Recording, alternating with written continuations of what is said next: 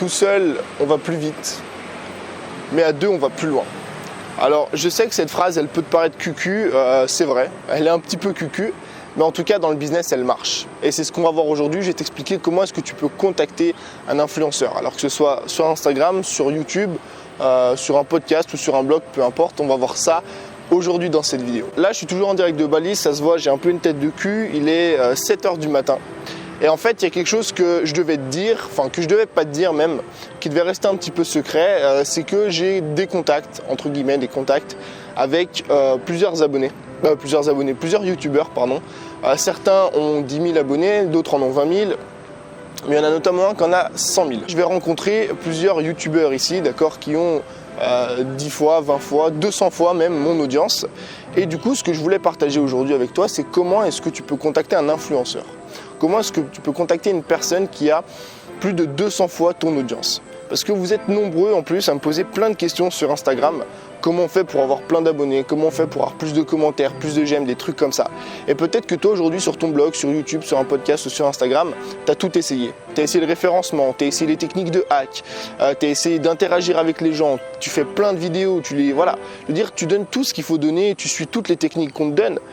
Mais imagine un instant qu'il y a un mec, je sais pas, un mec sur Instagram si tu es sur Instagram, un YouTuber si tu es sur YouTube, qui fasse une interview avec toi, qui fasse une discussion ou une vidéo avec toi. Imagine les résultats que ça pourrait avoir. Par exemple, je te prends les chiffres pour moi, mais moi j'ai 500 abonnés, d'accord? Je vais normalement, peut-être, si tout va bien, faire une vidéo avec un YouTuber qui en a 100 000.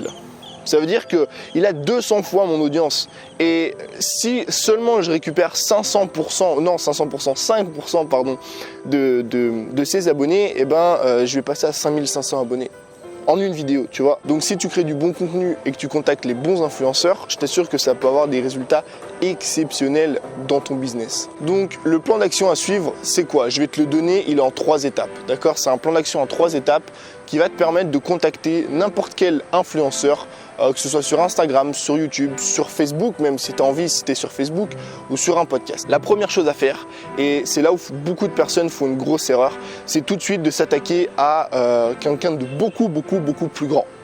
Ça veut dire qu'aujourd'hui, si tu as, comme moi je l'ai fait, mais sauf que moi, je sais pas, je t'expliquerai aussi comment on peut contacter des gros influenceurs, des gros poissons, mais aujourd'hui, il faut comprendre une chose, que si tu as, je sais pas, 100 abonnés, 200 abonnés, et que tu t'amuses à contacter des mecs qui ont 500 000, 1 million, 2 millions d'abonnés, tu vas pas aller loin. Tu vas vraiment pas aller loin parce que les mecs, t'auras rien à leur apporter et on en parlera juste après. L'erreur que font beaucoup de personnes plutôt, c'est qu'elles se fixent, elles se disent voilà, moi je vais contacter un gros influenceur, comme ça je vais avoir des retombées tout de suite. Sauf que le premier conseil que je peux te donner, c'est de commencer petit et de monter.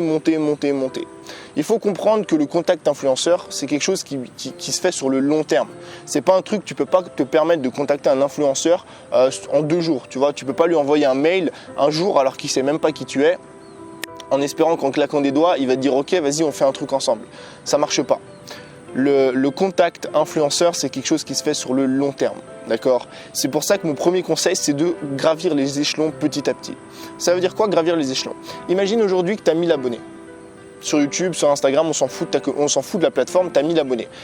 Plutôt que de chercher à contacter un influenceur qui en a 100 000, cherche à contacter un influenceur qui en a 2000, 3000, 4000. Pourquoi? Parce que tu seras beaucoup plus intéressant. Ce que je veux dire par là, c'est que tu as beaucoup plus de chances, en tout cas, d'impacter un mec qui a 2, 3 ou 4 fois ton nombre d'abonnés que quelqu'un qui a 100 fois ton nombre d'abonnés, voire 200 fois ton nombre d'abonnés. Donc le premier conseil qui est très important à comprendre, c'est qu'il faut commencer petit et gravir les échelons comme ça. Tu contactes un mec, tu as 1000 abonnés, tu contactes un mec qui en a 2000, et puis après un mec qui en a 3000, et 4000, et 5000, et 6000. Et c'est en faisant ces multiples contacts, en faisant ces multiples partenariat entre guillemets, j'aime vraiment pas le terme, mais partenariat, que tu vas monter toi ton nombre d'abonnés, d'accord, ton nombre de likes, ton nombre de j'aime, ton nombre de ventes de produits même forcément, et qu'après tu pourras attaquer des plus gros poissons parce que forcément si tu fais un premier contact avec un mec qui a 2000 abonnés et puis 3000 et 4000 et 5000 et après tu vas passer à 10 000, 15 000, 20 000, là tu vas pouvoir vraiment faire grossir ton audience. La deuxième chose, et on l'a vu, c'est d'avoir une vision long terme et ça c'est très important. Tu peux pas te permettre un jour, un lundi matin de te lever et de te dire ok, aujourd'hui je vais contacter un influenceur, je vais envoyer un email et je vais lui dire vas-y viens on fait un fit. Le contact influenceur c'est quelque chose qui se fait sur le long terme. Surtout, donc que ce soit pour les petits, ça se fait sur le long terme, mais surtout pour les gros. Tu peux pas te permettre aujourd'hui, il faut comprendre une chose en fait, c'est que tu es un mec parmi 100 000 personnes. D'accord? Si tu veux contacter un influenceur qui a 100 000 abonnés, dis-toi une chose, c'est que le mec que tu vas contacter reçoit à peu près 100 mails par jour. 100 mails par jour, 200 commentaires, voilà, tu vois ce que je veux dire? Donc, si tu t'amuses un jour, un matin, à te lever un lundi matin et à te dire ok, moi aujourd'hui je vais contacter un influenceur, je vais lui envoyer un mail et je vais lui dire voilà, viens on fait un feat ensemble, on fait un truc ensemble, ça marchera jamais parce que le mec ne sait pas qui t'es. Il sait pas qui t'es, il sait pas que tu existes. Donc c'est pour ça que le contact influenceur, c'est une vision qui se fait sur le long terme, sur quelques semaines, quelques mois. Il faut que tu commentes les vidéos ça c'est le deuxième point, il faut que tu commentes les vidéos de ton influenceur, les photos de ton influenceur. Il faut que tu fasses montrer en fait que tu es là, que tu lui dises hey, salut, c'est moi, je suis là, tu vois. Tu commandes ses photos, mais pas, ou ses vidéos, peu importe la plateforme. Si c'est sur Instagram, tu commandes ses photos. Sur YouTube, tu commandes ses vidéos. Mais le but, c'est quoi? Le but, c'est de te faire remarquer, de dire à ton influenceur coucou, c'est moi, coucou, je suis là. Et c'est jour après jour, semaine après semaine, qui va te remarquer parce que tu vas commenter. Mais tu commandes pas d'une façon idiote. Commande pas en disant super ta vidéo. Commande pas en disant super ta vidéo, ça va mener nulle part. Commente en disant, en apportant en argumentaire quelque chose de pertinent, quelque chose qui va lui servir. Le 11e conseil de sa vidéo s'il en a fait 10, la 5e astuce s'il en a donné 4. Ou alors essaye de le contredire en apportant des preuves derrière.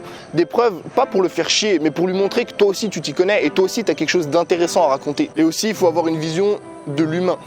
Parce qu'aujourd'hui, beaucoup de personnes, et c'est un gros souci ça, c'est que beaucoup de personnes voient les influenceurs comme des objets, comme un levier, comme une source de trafic, tu vois.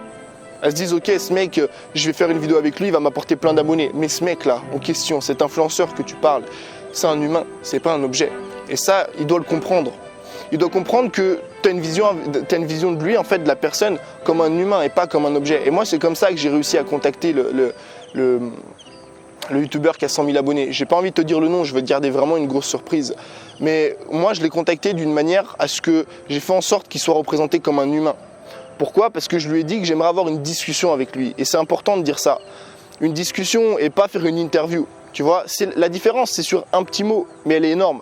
Parce qu'une interview, c'est quoi? Le mec, il va comprendre quoi quand tu lui dis viens, on fait une interview? Il va se dire ok, en fait, il veut juste avoir un trafic. Il veut juste que je lui fasse monter son nombre de likes, son nombre d'abonnés. Mais si tu lui dis juste un petit mot, discussion, là, c'est plus humanisé, tu vois. C'est plus, on va se mettre autour d'une table, on va parler. À la limite, je mets une caméra pour filmer.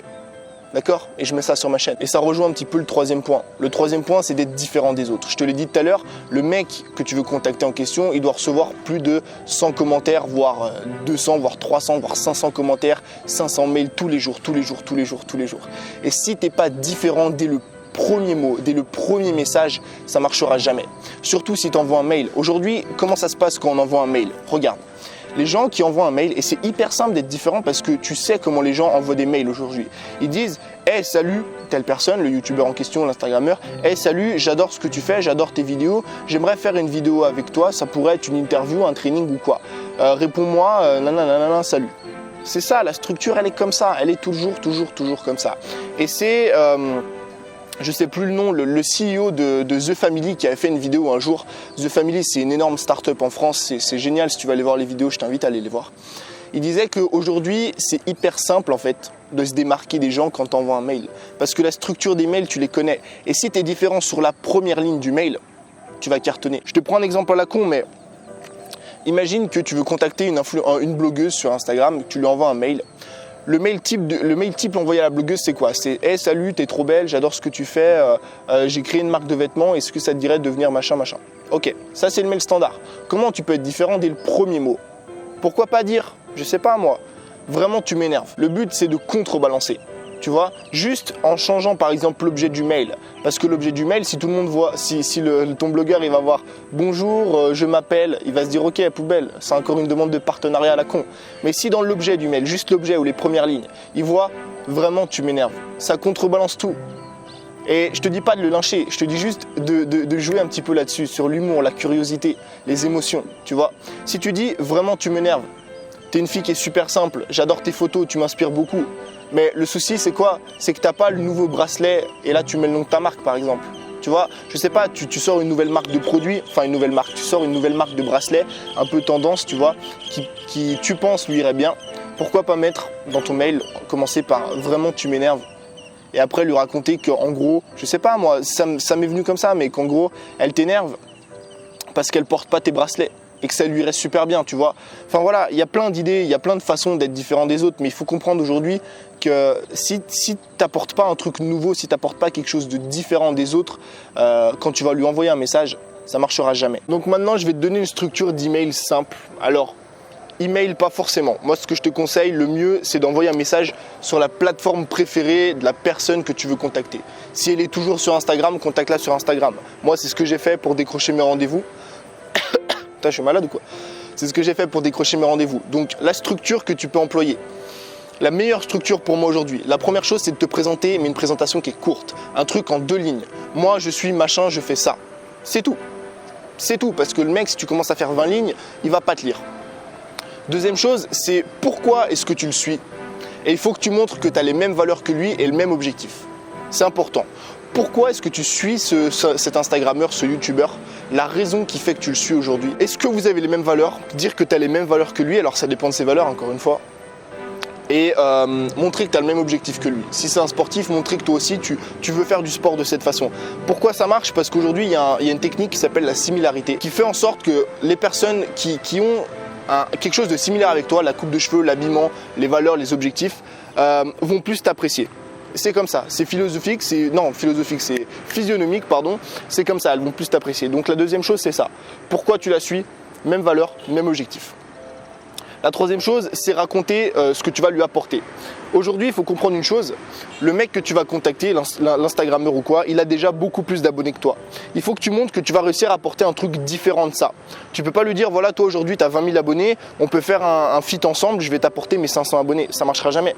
Il faut que tu lui apportes quelque chose de nouveau. Ça peut être un produit, ça peut être une façon de penser, ça peut être une discussion, ça peut être, je sais pas, des conseils sur un autre domaine. Si lui il est dans le sport, toi tu es dans le marketing, tu peux échanger, lui échange avec toi sur le sport et toi tu échanges avec lui sur le marketing. Il faut apporter quelque chose de différent des autres. Et c'est vraiment ça le truc le plus important du mail et le truc le plus important de ton contact. Qu'est-ce que j'apporte de différent des autres? Qu'est-ce que je peux lui apporter? Parce que le mec en question, l'influenceur, l'Instagrammeur, la blogueuse, ce que tu veux, elle va prendre de son temps qui est très très précieux pour te le donner. Et qu'est-ce qu'elle va recevoir en échange? C'est ça qu'elle veut savoir. Qu'est-ce qu'elle va recevoir? Est-ce qu'elle va recevoir un cadeau? Est-ce qu'elle va recevoir de l'argent? Est-ce qu'elle va recevoir des conseils business, des conseils marketing, des conseils dans le sport?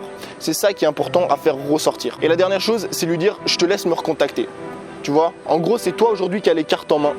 Je te donne toutes les cartes, c'est toi qui me recontactes. Il ne faut pas faire le toutou et renvoyer des messages tous les jours ou tous les 2 jours parce que ça va saouler tout le monde, tu vois. Ça va te saouler toi, ça va t'énerver et ça va surtout saouler ton contact. Donc, je te fais le recap du mail. Première chose, une présentation courte de toi, de ce que tu fais aujourd'hui, de comment tu t'appelles, 2 lignes maximum.